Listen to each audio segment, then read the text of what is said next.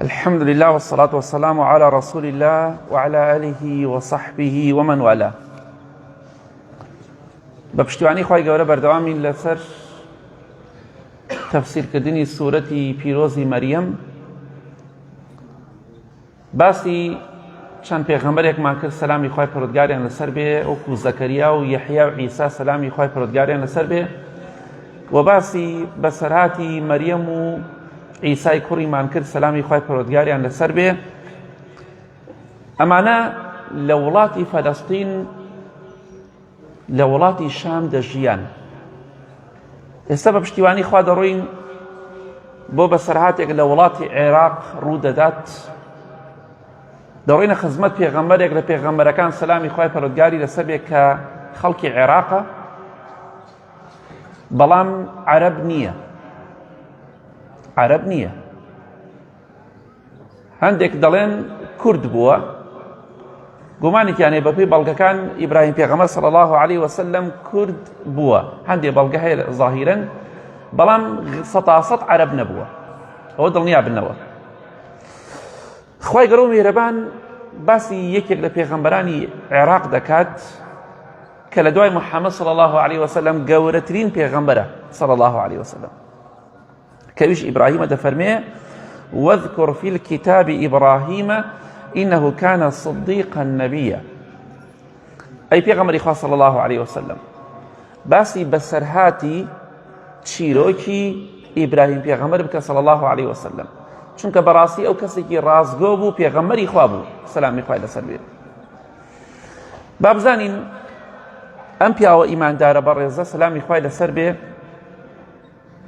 لە وڵاتی بابل لە عێراق لە زەوی بابل لە مەنتیقەی بابل لەدایک بووە، چونکە لەو کاتەدا بابل وڵاتێکی زۆر پێشکەوتوو بووە، شوێنێکی پێشکەوتوو بووە. ئیبراهیم پێغەمبەر صلی الله عليه وسلم کۆمەڵێک ئامۆژگاری باوکی خۆی دەکات. باوکی ناوی ئازەرە. ئازەر ناوی عەرەبی نییە بە هیچ جۆرێک. باوکی لە دەوروبەری بابل بتپەرست بوو، بتی دەپەرست و خۆشی بتەکانی دروست دەکرد، پاشان دەیفرۆشت. وەرە سێ ئەم عەقڵیەتە کە مرۆڤێک بەدەستی خۆی بتێک دروست بکە، پاشان عیبادەتی بۆ بکە، بیپەرستێ. خۆی دروستی کردووە. ئەو کەسەشی کە داوای یارمەتی لە قەبرێ دەکا هەمان عەقڵێتی هەیە، هیچ فەرقێکی نییە. چەند جا باسم کردە بۆتان نمونەیەکتان بۆ دەهێنمەوە. ئەگەر لە مزگەوتێکە ئێستا لە مزگەوتا جەنازەیەک ئەرێرە دابنێن، جەنازەیەک مردوویەک دابنێن، ئەگەر من بڕۆمە لای مردووەکەەوە قسە لەگەڵ مردووەکە بکەم، جەنازەیەکە داپۆشراوە تەنها بەتانیەکی بەسەرەوەیە. بۆیە بەڵگەی عەقڵیتان بۆ دەهێن بۆی تێبگەین، جوان تێبگەین. جەنازەکە دانراوە لە مزگەوتەکە، منیش دەڕۆمە لای جەنازەکە بەتانیەکی بەسەرەوە تازە مردووە چەند سەعاتێک لەگەڵ مردووەکە قسە بکەم. مردووەکە چۆنی، باش کاک فڵان کەس دەنگ و باسان ئەحواڵتان چییە چی نییە، ئەم قسانە بکەم. هەموو داناڕێ مامۆستا تێک چووە، وەڵا ڕێ حەقی خۆشتانە بڵێ، بۆ خۆ لەگەڵ مردووە قسەیەکە. ئەی ئەو کەسەی لە ناو قەبرێکە داوای یارمەتی لە مردووە بکە، ئەو تێک نەچووە، بۆ من تێک چوومە ئێوە تێک نەچوونە؟ برای بەڕێز میسان عەقڵی کۆ کاتەوە، مردوو هیچ نابیستێ. ئیمامی عومەر قسەی زۆر جوانەکات ڕەزای خوای لێوێ،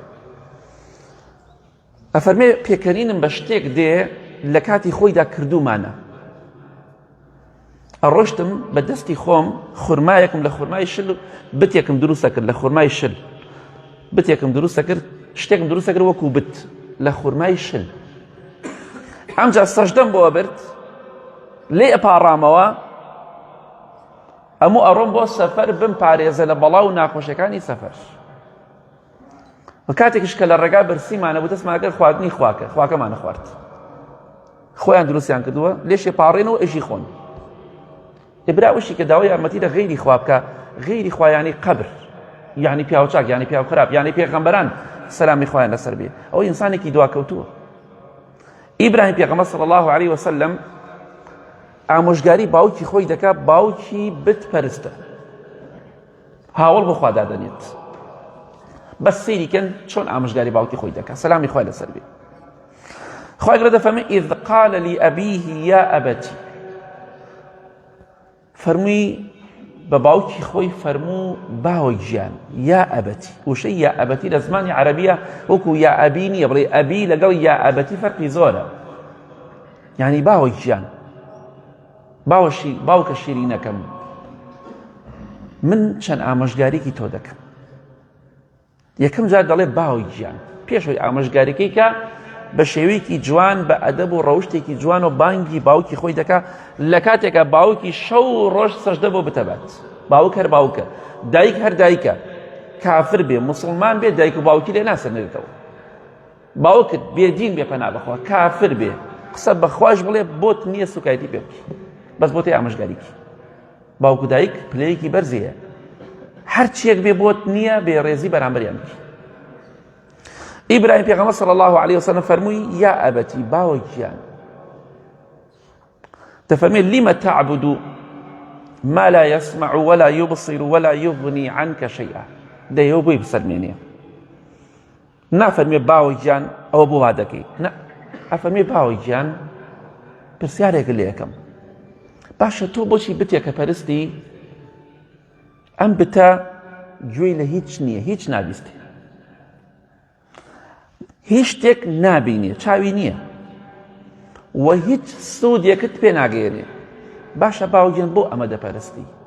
نافەرمێ ئەمە مەپەرستە، ئەفەرمێ بۆ دەیپەرستی وەکو پرسیار وەڵام. وەی کە ئەو پەڕی ئەدەب و ڕەوشتێکی جوانی تیا بە بەرامبەر باوکی خۆی، ئەگەر ئینسانێ نەسیحەتی باوک و دایکی خۆی بکە بە شێوەیەکی ڕێک و پێک، ئەوە بێڕێزی نەکردووە، ئەوە ئازاری دایک و باوکی خۆی نەداوە. باوەگیان بۆ شتێک دەپەرستی نەدەبیستێت نەدەبینێ نە سوودت پێ دەگەێنێ. کەواتە ئەبێ ئاگاداری و خاڵە بین. فەرمی لیمە تعبود، بۆچی عیبادەت ئەکەی بۆ شتێک کە بیستن و بینینی نییە، سوود و قازانجیشی نییە، زەرەریشی پێ ناگەێنێ.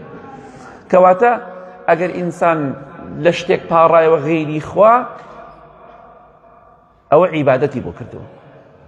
ئەگەر داوات لە پیاو چاکێ کرد لێ پاڕایتەوە، کەواتە تۆ عیبادەتت بۆ پیاو چاکێ کردووە، نەک بۆ خوا، ئەوە شەریکت بۆ خوا بڕیارداوە. خۆشت دەڵێی قل هو الله أحد، خوا تاک و تەنهایە و کەچی لەولا شەریکی بۆ بڕیاردەی. لەولا شە دەڵێی وەلەم یەکن لەه کوفووە ئەحەد، خوا هاوتا و هاوبەشی نییە، ئەچی هاوبەشی بۆ پەیدا دەکەی. کەواتە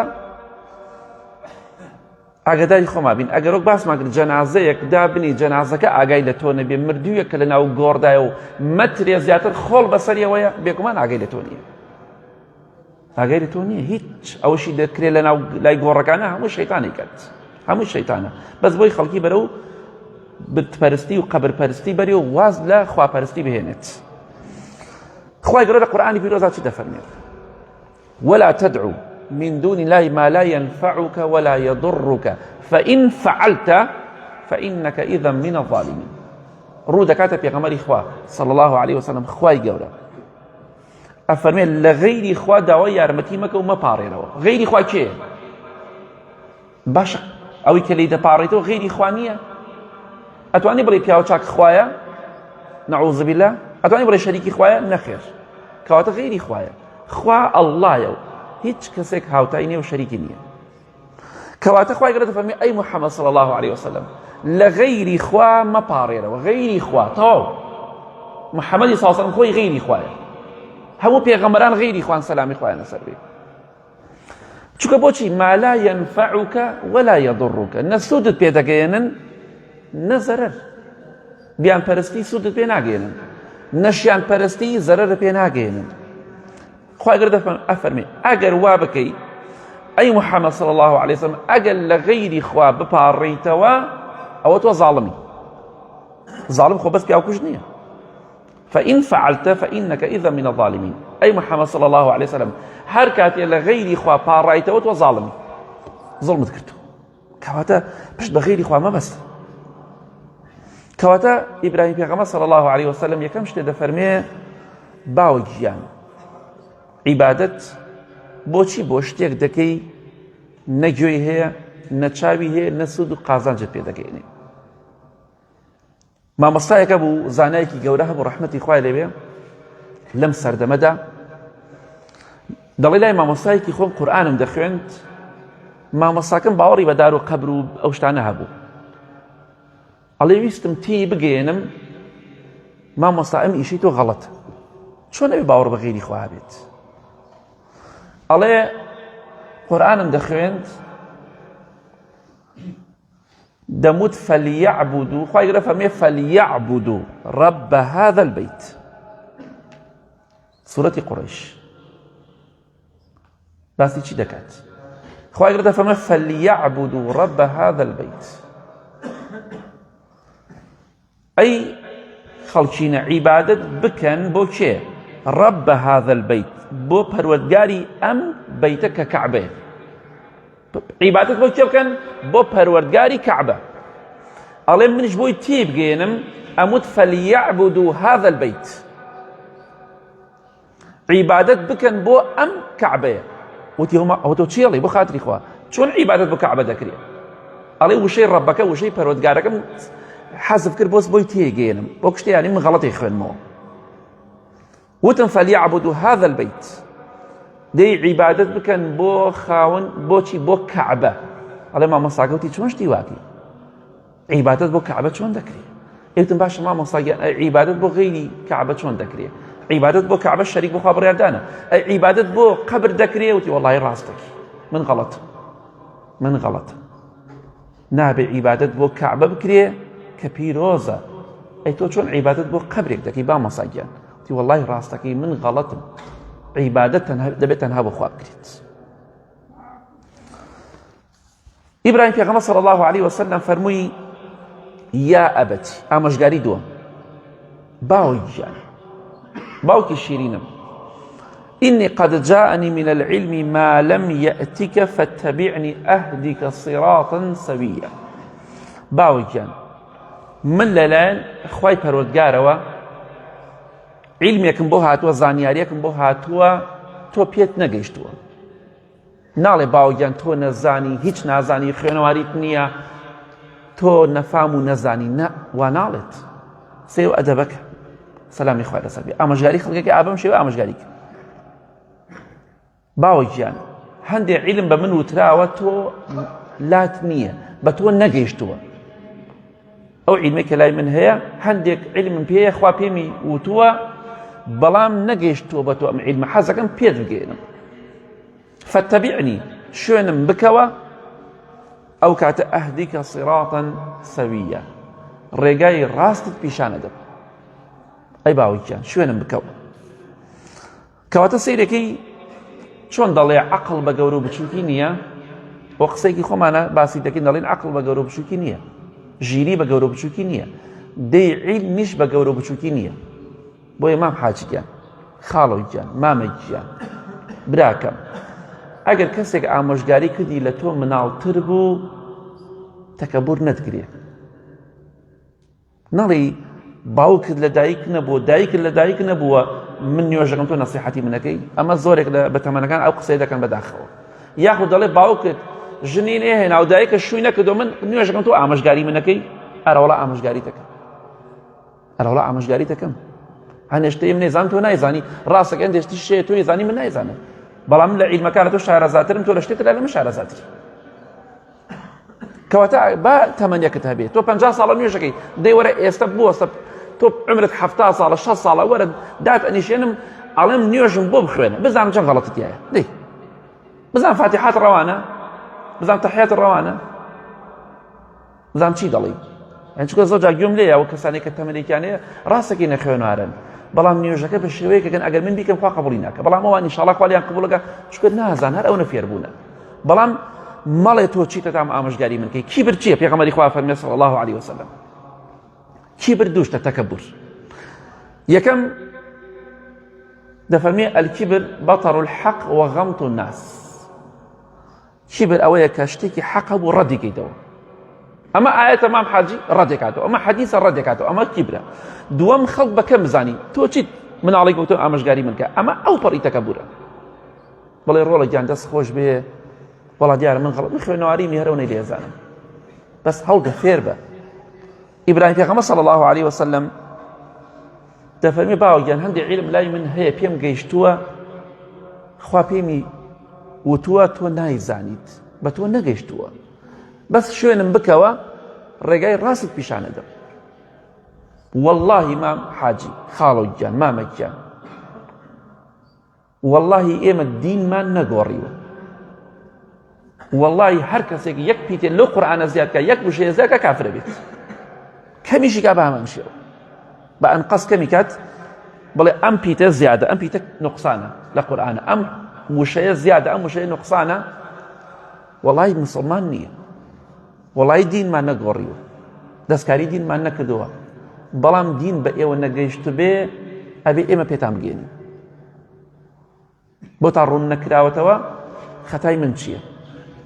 ئێستا با نمونەیەکتان بۆ بهێنمەوە ئەم کتابە ئەم مۆبایلەم پێ من لەم مۆبایلەدا شتێکی گەنجەکان زۆرێکان دەزانن پێڵێن مەکتەبە شامیلە لەناو ئەم مۆبایلە ئێستا مەکتەبە شامیلە چەندێکە بێ ئەزانی کتێبخانەیەکی زۆر گەورەیە سوێن بەخوا ئەگەر ئەو کتابانەی کە لەناو ئەم مۆبایلەدا ئێستا کە من هەر کتابێکی بمەوێ خوێنمەوە کتێبخانەیەکی زۆر زەخم و گەورەیە سوێن بەخوا کتابەکان هەمووی بێنیت بە مجەلەد بە بەرگ دای بنی لە مزگەوتا جێ نابێت لە مزگەوتا جێ نابێت ئەوە نەزۆرە هەموو کتاب دینیە ئەی باشە تۆ نەک 100 ساڵ 1000 ساڵ 2000 ساڵ تەمەنە بێ ئەو کتێبخانە ناتوانانی بخوێنیت ئەوە نەزۆرە مەگەر ئیشت بە شتێکی بچین بە دوایە بگەڕی بیخوێنیتەوە یا کتابێ بخوێنیتەوە ناتوانین عمری نوح تەبێ سەلامی خوای لەسەر بێ ناتوانی بیخوێنیتەوە هەموو کتاب دینیە. ئیمام حاجیان کە عیلمت پێ نییە مەڵێ وەڵام بە قسەی کەس ناکەم ئەو چێ مناڵی ئەوە چێ قسە بە قسەی کەم بیرم دێ دایکی شووی کردەوە ێ با بیرت بێ وەڵا گەنجی وایە ساکێ نیو تەمەنی من نییە لە ڕوونایە لای بڵێم خوێنواری مێ ئاسایە خوا ئەوی پێداوە گەنجی وایە 5-6 ساڵە قورئانی هەمووی لەبەرە گەنجەیە بینیمە لە تۆڕە کۆمەڵایەتەکانە لە وڵاتەکان تەمەنێکی زۆر مناڵەیە نەگەشتوە 10 ساڵ 10-15 کتابی حەدیثی لەبەرە پیاوە هەر لە ڕووی نایە لاوێ بڵێ خوێنەواریشم هەیە بۆیە خۆت بە گەورە مەزانە ئامۆژگاری کە وەڵام جارێ مناڵی نەسیحەتێک مەکات زۆر ئیسفادەی لێ کرد کەواتە ئیبراهیم پێغەمبەر صلی الله عليه وسلم باوکی لەسەر دینەکەی خۆی نییە بتپەرستە بەڵام بە شێوەیەکی جوان بانگی دەکا بۆ ئەگەر بانگی دایک و باوکی خۆت کرد ئامۆژگاری خێرت کردن ئەوە بێڕێزی نییە بەرامبەریان. ئامۆژگاری سێیەمی چییە سەلامی خوای لەسەر بێ؟ 4 ئامۆژگاری دەکات. ئامۆژگاری سێیەم دەفەرمێ یا ئەبەتی لا تعبدی الشەیطان إن الشەیطان كان للرحمن عصيا باوکیان عیبادەت بۆ شەیطان مەکە. ئیخۆ ئازەر باوکی ئیبراهیم بتی ئەپەرست نەک شەیطان شەیطانی نائەپەرست وەکوانێ شەیطان پەرست کە ئەمڕۆ هەیە بەڵام فەرمی عیبادەت بۆ شەیطان مەکە چونکە هەر کەسێک عیبادەتی بۆ غەیری خوا کرد عیبادەتی بۆ شەیطان کردو چونکە بە قسەی شەیطانی کردو شەیطان دەڵێ بەس خوا مەپەرستە چییە پەرستی بیپەرستە بەس خوا مەپەرستە خوا بە تاک و تەنها مەپەرستە ئیتر دارە پەرستی گیانلەبەرە پەرستی بتە پەرستی قەبرە پەرستی هەر چیەک بێ گرنگ ئەوەیە تۆ خوا مەپەرستە هەر کەسێکی بە قسەی شەیطانی کرد ئەوە عیبادەت بۆ غەیری خوا دەکە بۆیە دەفەرمێ باوەگیان عیبادەت بۆ شەیطان مەکە لە شەیطان مەپاڕێرەوە چونکە شەیطان لە فەرمانی خوا یاخی بووە شەیطان فەرمانی خوای شکان خوای گەورە بەر نەفرەتی خۆی خست کەواتە ئاگاداری خۆمان بین هەر کەسێک عیبادەتی بۆ غەیری خوا کرد لە غەیری خوا پاڕایەوە ئیتر دەڵێم غەیری خوا غەیری ئەڵڵا هەر مرۆڤێک بێ کە پاڕایتەوە لێی تۆ عیبادەت بۆ شەیطان کرد نەتزانی و بزانە ئاگادار بە ئیسلام واتە خواپەرستی باشە ئێمە ناڵێن لا ئیلاهە ئیلا الله یعنی چی هیچ خوایەک نییە ئیلا ئەڵڵا نەبێت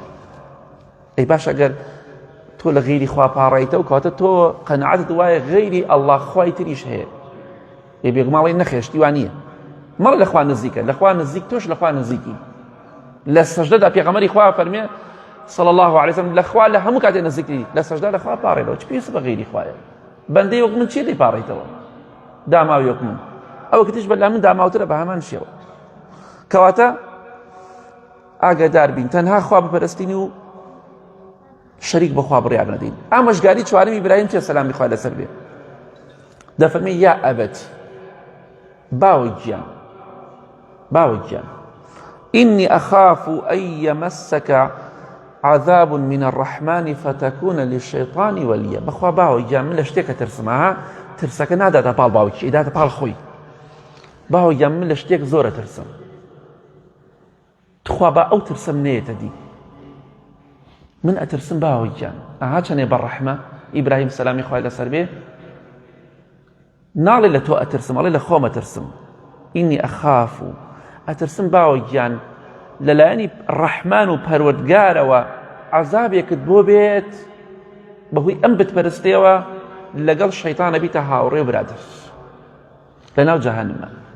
باوەی گیان من ئەوەی ئەترسم ئەوەیە کە تۆ بە کافری بمریت خوای گەورە سزات بدا لەناو جەهەنەمدا بتهێڵێتەوە هەروەکو چۆن شەیتان دەهێڵێتەوە هەروەکو چۆن شەیتان لە ڕەحمی خۆی دەرکردووە باوەی گیان دەترسم خوا تۆش لە ڕەحمی خۆی بێبەشکەت بۆیە تخوا باوە بگەڕێرەوە ڕێگای خوا عیبادەت بۆ غەیری خوا مەکە بتێ خۆ دروستی ئەەکەی بۆ عیبادەتی بۆ دەکەی. ئینسان دەبێ ئەوە بە ڕەحم بێت هاتەماشاکەی وەڵاهی منیش کاتێ بە ئێوە دەڵێم عیبادەت بۆ غەیری خوا مەکەن بەخوا ڕقم لە پیاوچاک نییە وەڵا پیاوچاکانم خۆش دەوێت خوا لەگەڵ ئەوانە حەشرمان کە بەس بەخوا پیاوچاک بەخوا نازانم ناچم بیپەرستم ناچم داوای یارمەتی لێ بکەم پیاوچاکێ ئێسک و پروسکی نەماوە پێویستی بە ڕەحمی خوایە من بچم لێ پاڕێمەوە جا بۆ لە کەسێک نەپاڕێمەوە کە هەموو کەسێک ڕووی تێکات هەموو کەسێک احتیاجی ئەو کەسەیە تەشبیهات نەبێت ئەگەر ئیشێکت هەبێ ئیشی شوێنێکت هەبێ ئیشێکت هەبێ نمونەی بەرز بۆ خوایە دوو کەس بناسی ئەمەیان یەکێکیان لەوکیان بەرزترە و دەسەڵاتی زیاترە ئەچی بۆ لای کامەیان دوو نەفەر هەیە بۆ ئیشەکەت ئەمەیان بۆ نمونە 150 بۆ تەکە ئەوکیان 100 بۆ تەکە ئەچی بۆ لای کامەیان بۆ ئیشەکەت ئەچی بۆ لای ئەو کەسێک کە 100 ئیشەکەت بۆ جێبەجێ دەکە بۆچی نمونەی بەرز بۆ خوایە. جا تۆش دڵنیا بە لەوە ئەوەی کە دەسەڵاتی هەیە 100 تەنها خوایە. پێغەمبەری خوا صلی الله علیه وسلم لە هەموو کەسێک چاکتر و بەڕێزتر بوو خۆشەویستترین بەندەی خوایە چی دەڵێ فلا تكلني إلى نفسي طرفة عين خوای گیانی یەک چاو تروکاندنیە یەک چرکە نفسی خۆم نەدەی بەدەست خۆمەوە چونکە ناتوانم بی بەمەڕێەوە یەک چرکە خوای گەورە نفست بدا بەدەستەوە هەموو لاشت لە ئیشەکەوێ دڵت لە ئیشەکەوێ جگوچیلت لە ئیشەکەوێ هیچ دەسەڵاتێک نییە کەواتە خوایکی تاکوتەنها هەیە من چی پێویستم بەوەی کە بچم داوای یارمەتی لە غەیری خوا بکەم. بۆیە ئیبراهیم سەلامی خوای لەسەر فەرمی باوەی گیان لەوە ئەترسم خوا سزات بدا لەناو جەهەنەما بتێڵێتەوە. بەڵام لە کۆتاییدا دەڵێن ئەوەی کە ئیبراهیم پێغەمبەر صلی الله علیه وسلم لێی ترسا هاتە دی باوکی بە کافری مرد. لە حەدیثێکی صحیحی بوخاری داهاتووە خۆشەویستی خوا صلی الله علیه وسلم چیمان پێ دەفەرمێ بەس جوان گوێ لەم حەدیثە بگرین بۆی دڵنیا بین قەت نەڵی فڵان پیاو چاک لە قیامەت شەفاعەتم بۆکە خوا ڕازی نەبێ ئێمە ئایەتە کورسی دەخوێن و دەڵێ من ذا الذي يشفع عنده إلا بإذنه کێ هەیە لای خوا شەفاعەت کە ئیلا بە ئیزنی خوا نەبێ کە خوا ئیزنی لای پیاو چاک کێ و پیاو خراپ کێ نایخوات تەنها خوا دەسەڵاتی 100 دەسەڵاتی بەسەر ئێمەدا هەیە هیچ کەسێکی تر نییە. پێغەمبەری خوا صلی الله علیه وسلم لە حەدیثەکەی صحیح بوخاریە دەفەرمێ لە ڕۆژی قیامەتە کە ڕۆژی قیامەت هات ئیبراهیم پێغەمبەر صلی الله علیه وسلم ئەگاتە ئازەری باوکی خۆی ئەگەن بە یەک بە ئیرادەی خوا ئەگەن بە یەک. ئیبراهیم پێغەمبەر صلی الله علیه وسلم تەماشا ئەکا باوکی دەموچاوی ڕەش بووە ئازەری باوکی دەموچاوی ڕەش بووە بێتاقەتی و تەپ و تۆز و خەمباری دایگرتووە دەموچاوی ڕەش بووە ئەوەی تاوان کرد لە دنیادا پەنا بەخوای گەورە چونکە خوای گەورە لە قورئانی پیرۆزا فەرمێ ئەوانەی کە دۆزەخین پەنا بەخوا دەموچاویان لە شەوێکی تاریک ڕەشترە چۆن دەڵی لە قیر ڕەشتر دەموچاویان ئەوەی کە لە دنیادا تاوانبار بوو ئالی دۆزەخە یا ڕەبی خوای ڕەحمانێکی دەموچاومان سپیکەیتەوە لە قیامەت. ئیبراهیم پێغەمبەر صلی الله علیه وسلم باوکی دەبینێ بەم شێوەی دەموچاوی ڕەش بووە دوو لە ڕێبەڕەستان خوا ڕووی ڕەش کردووە بەهۆی تاوانەکانی و ڕووی هەر کام ڕەش بووە. ئیبراهیم پێغەمبەر صلی الله عليه وسلم دەڵێ باوە من لە دنیادا پێم نەوتی لە قسەم دەرمەچۆ، پێم نەوتی بتمە پەرستە، پێم نەوتی ئەترسم خوا عەزابت بدا، بۆ بە قسە من نەکرد. ئەویش دەڵێ ڕۆڵە بەخوا ئەمڕۆ لە قسە دەرناچم، وعد بێت چیم پێ بڵێ ئەڵێم بەسەرچە تازە ڕۆشت کار لە کار درازە. بەخوا ئەوەی کە لە دنیادا ملکەچی فەرمانی خوا نابێ و سەرکەشی ئەکا، هەموویان لە قیامەت دەڵێن خوایە گیان بەپێی قورئان خوایە گیان چیت دەوێ بەسەرچە، بەس مانگەڕێنەوە بۆ دنیا بە چاکە بکەین، بەس تازە ڕۆشت. تۆبەی باوکی ئیبراهیمیش نایخوات، دەڵێت ئەمڕۆ لە قسە دەرناچم ئەی ئیبراهیم، تۆ چی دەڵێ بەسەرچە؟ ئیبراهیم پێغەمبەر صلی الله عليه وسلم دەفەرمێ خوایە گیان تۆ وعدە بە من داوە، وعدە پێم داوە لە قیامەت سەرشۆڕم نەکەی، زەلیلم نەکەی. ئەمە وعدی خوای بۆ ئیبراهیم پێغەمبەر صلی الله عليه وسلم. بەڵام خوایە گیان ئەمڕۆ باوکم ئەڕواتە جەهەنەمە و بە هیلاکەچێ، هیچم پێ ناکرێ. خوایە گیان خوای گەورە دەفەرمێ یا ئیبراهیم، ئەی ئیبراهیم، ئەی خۆشەویستەکەی من، تۆ لە دوای محەممەد صلی الله عليه وسلم لە هەموو کەسێک خۆشەویستتری لای من تەواو. بەڵام ئینی حەڕەمت الجەنەتە عەلە الکافرین، من وعدم داوە ئەوەی کافر بێ بێباوەڕ بێ بەهەشتی لەسەر حرام کردووە، نایخەمە باشتر بە هیچ جۆرە قەت نایخەمە باشتر. باوکی تۆش کافرە بە بێباوەڕی مرد، خوای نەپەرست لە دنیادا، بۆیە من بەهەشتم حرام کردووە لەسەر ئینسانی بێباوەڕ. ئەی ئیبراهیم سەیری ژێر پێت کە، سەیری بەردەمی خۆت کە، کاتێک کە تەماشاکە وەزعەکە تێکچوو. سبحان الله. کەواتە مەڵی پیاو چاک ئیبراهیم سەلامی خوای لەسەر بێ هیچی پێ ناکرێ بۆ باوکی خۆی. پێغەمبەری خوا فەرمی صلی الله عليه وسلم ئەی فاتیمە بەخوا من لە قیامەت هیچم پێ ناکرێ بۆ تۆ، نەڵی کچی پێغەمبەری خوا صلی الله عليه وسلم. کەواتە ئاگادار بە تۆش دەڵێ من زۆڕێتی فاتیمەم، ئیتر وایەوانیە من نازانم، ناڵێم وایەوان نییە. ئەگە زۆڕێتی فاتیمەش بینەوەی ئەویش بی بەخوا لە قیامەت پێغەمبەری خوا صلی الله عليه وسلم هیچ بۆ ناکەم، چونکە بە فاتیمەی فەرمووی هیچ بۆ ناکەم، ئیتر بۆ زۆڕێتەکەی وار باسی ناکەم. پێغەمبەری خوا صلی الله عليه وسلم فەرمووی بە ئیبراهیم دەوترێت تەماشای ژێر پێیەکانت کە، بەردەمی خۆت ئاوات سەری نزم دەکاتەوە دەبینێ باوکی بۆتە چی لە شێوەی مرۆڤەوە، شێوەی گۆڕاوە بۆ شێوەی کەمتیارێکی نێر. خوای گەورە باوکی ئیبراهیم دەکاتە کەمتیارێکی نێری تووکاوی، ناشرین قێزەون، تەماشاکە باوکی بۆتە کەمتیار. ئەمە حەدیث صحیح بوخاریە. تاژەجی وەڵام من پیاوچاکی لە قیامەت شەفاعەتم بۆکە، هەی دوا کەوتوی نەگبەتی نەفام و نەزان، چۆن شتی واکەی؟ ئەوە نەفامی نەزانیە، چۆن شتی وا دەکەی تۆ؟ باوەڕت بەوەیە ئەوتە پێغەمبەری خوا صلی الله عليه وسلم باسی ئیبراهیمەکە هیچی پێ ناکرێ بۆ باوکی خۆی، ناتوانێت تەنها باوکی لە جەهەنەم ڕزگار کە، تۆ بە تەمای عەشرەتەکەت فڵان کەس ڕزگاری کات، شتی وا چۆن نەبێ؟ نابێ، نا دەسەڵات لای هیچ کەسێک نییە ئیلا خوا نەبێت. خوای گەورە باوکی ئیبراهیم دەکات بە کەمتیارێکی نێری ناشرینی تووکاوی. ئیبراهیم تەماشاکە خوای گەورە حەدیثێکی صحیح داتوە، هەر ڕیوایەتێک ترە ئەفەرمێ خوای گەورە دەفەرمێ ئەی ئیبراهیم ئەمە باوکی تۆیە؟ ئەڵێ بەخوا باوی، ئەمە باوکی من نەیە، باوکی من ئەمە نەبوو. خوای گەورە فەرمێ باوکی تۆیە. ئەمجا بە بەرچاوی ئیبراهیمەوە سەلامی خوای لەسەر بێ کە باوکی بۆتە کەمتیارێک، شێوەی لە مرۆڤەوە گۆڕاوە بۆ کەمتیارێک، بە بەرچاویەوە پەلی ئەگرنەخێ ناو ئاگری جەهەنەمەوە، ئیبراهیم هیچی پێ ناکرێ سەلامی خوای لەسەر هیچی پێ ناکرێ. فيؤخذ بقوائمه فيلقى في النار، فڕێ ئەدرێتە ناو ئاگرەوە لەسەر شکڵ و شێوەی کەمتیارێکی نێر، کەمتیاری شێوەی ناشرینە، بەتایبەتی نێر زۆر تووکاوی و ناشرین. کەواتەوە ئێمە ڕۆفێری بووین ئەوەیە ئامۆژگاری خەڵکمان کرد بە شێوەیەکی جوان ئامۆژگاری خەڵک بکەین و خۆش بزانین هیچ کەسێک لە قیامەت هیچی پێ ناکرێت بۆ هیچ کەسێک ئیلا بە فەرمانی خوا نەبێ. والله ئەوەی لە دنیادا شەریکی بۆ خوا بڕیاردا بێ، خوای گەورە وعد دا بقات ناو ئاگرەوە.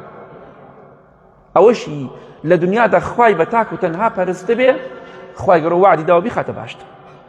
بۆیە باوەڕت بە هیچ دار و بەرد و قەبرێک نەبێ، بە هیچ پیاوچاک و پیاخراپێک نەبێ. هاوار مەکە پێغەمبەری خوا صلی الله عليه وسلم، هاوار مەکە پیاوچاک، هاوار مەکە پیاو خراپ، هاوار بە غەیری خوا مەکە. تۆ چووکە هەموو ڕۆژێ دەڵێی ئیاکە نەعبود و ئیاکە نەستەعین، خوایە وعد بێ عیبادەت تەنها بۆ تۆ دەکەم و ئیاکە نەستەعین. ئەڵێ نەستەعین یعنی چی؟ یعنی خوایە وعد بێ بەس لە تۆ دەپاڕێمەوە، لە غەیری تۆ لە هیچ کەسێ ناپاڕێمەوە. ئێ کوا وعدەکەت کە وعدە خلاف بووی چاوەڕێی ڕەحمی خوا مەکە، لەسەر وعدی خۆشت بووی چاوەڕێی ڕەحمی خوا بکە ئینشاءالله. یا ڕەبی خوا لە گوناهەکانمان خۆش بی، لە گوناهی دایک و باوک و مردوەکانمان خۆش بی. یا ڕەبی خوایە شیفای نەخۆشەکانمان بدەی، بە تایبەتی ئەوانەی داوای دوعای خێریان کردووە. یا ڕەبی خوایە هێمنی و ئارامی وڵاتمان بپارێزی بە پشتیوانی خوای گەورە ئینشاءالله. لە وتاری داهاتووە باسی ئەوە دەکەین باوکی ئیبراهیم چۆن جوابی ئامۆژگاریەکانی ئیبراهیم دەداتەوە، ئینشاءالله لە وتاری داهاتوە باسی دەکەین. یا ڕەبی خوایە تەمەنمان درێژکە لەسەر خێر و چاکە، ڕۆژێ شەوێ بمامرێنی خۆت لێمان ڕازی بی. آمين آمين آمين وصلى الله على محمد وآله وصحبه أجمعين.